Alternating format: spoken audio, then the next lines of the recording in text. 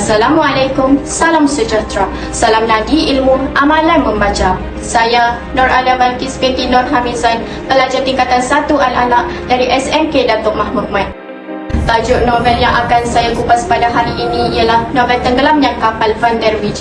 Orang tua-tua pernah berkata, tak kenal maka tak cinta. Oleh itu, boleh sekiranya kita berkenalan dahulu dengan penulis novel Tenggelamnya Kapal Van der Wijk, Haji Abdul Malik Karim Amrullah, atau lebih dikenali dengan nama penanya Hamka. Ialah seorang penulis dan ulama terkenal Indonesia. Novel ini telah diterbitkan oleh Publishing House dengan cetakan ke-12 pada tahun 2020. Kategori novel ini adalah kategori novel cinta. Novel Tenggelamnya Kapal Van der Wijk ini mengandungi 294 halaman muka surat dengan 28 bab di dalamnya yang mengisahkan kisah cinta antara dua darjat. Dengan harga RM35 sahaja, anda boleh dapatkan novel ini di MPH yang berdekatan rumah anda hari ini dan secara percuma di Perpustakaan Desa Lamir. Novel ini juga menggunakan tulisan antik yang cukup sinonim dengan novel cinta. Untuk makluman anda, novel ini dicetak dengan menggunakan kertas HBS yang memudahkan pembacaan. Nombor kelas novel ini ialah THAM dan nombor perolehan buku ini ialah 002295. Laras bahasa yang digunakan ialah klasik dan sangat gramatis lantaran ditulis oleh seorang ulama dan sastrawan terkenal. Saya amat teruja membaca novel ini kerana ilustrasinya yang berdasarkan lokasi sebenar.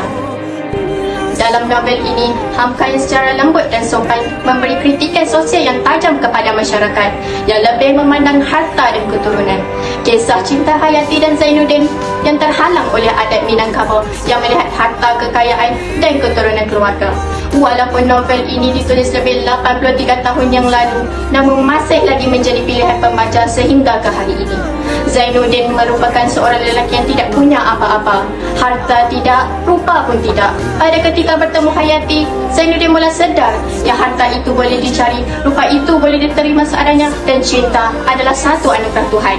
Pada satu hari, dia telah bertemu dengan Hayati, iaitu gadis yang digelar Bunga Bantipu. Cantiknya tiada banding dan Hayati sahaja yang sudi berkawan dengannya. Mereka berbalas-balas surat yang akhirnya itu berubah menjadi cinta. Cinta itu yang baru berpucuk, rupa-rupanya akan dilanda badai.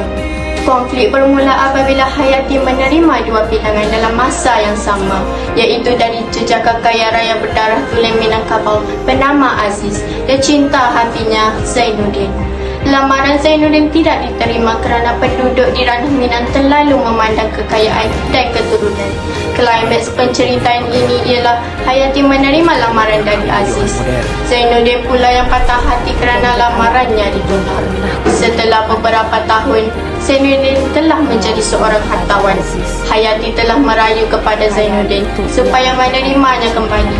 Zainuddin enggan menerima Hayati kerana dendamnya kepada Hayati selama itu. Hayati lalu merajuk dan berangkat pulang ke Sumatera dengan menaiki kapal Van der Wijk. Namun tidak lama selepas itu, berita tenggelamnya kapal Van der Wijk yang dinaiki Hayati telah tersebar. Zainuddin merasa kesal dan telah memaafkan semua kesalahan Hayati dan Aziz terhadapnya. Novel ini bukan novel cinta biasa, tetapi novel cinta yang syarat dengan pengajaran yang dapat kita jadikan iktibar dalam kehidupan. Pengajaran pertama, rupa manusia itu wajar bersatu, tidak kira apa sahaja suku kaum. Janganlah kita menjadi seperti masyarakat Minang yang membeza-bezakan suku dan darjat. Pengajaran kedua adalah kekayaan, darjat dan kehidupan mewah bukanlah sekaya ukur kebahagiaan hidup. Buktinya, walaupun Hayati mengkawini Aziz yang kaya raya, namun dia sedikit pun tidak berasa bahagia. Pengajaran yang ketiga, novel ini mendidik pembaca supaya menjadi seorang yang pemaaf. Hamka menjelaskan lagi, apabila ruang kemaafan ditutupi dengan tembok dendam, akhirnya hakikat hidup itu akan lenyap dan tenggelam bersama materialistik. Hamka pernah berkata, cinta itu adalah perasaan yang mesti ada pada tiap-tiap diri manusia. Ia laksana setitis embun yang turun dari langit, bersih dan suci.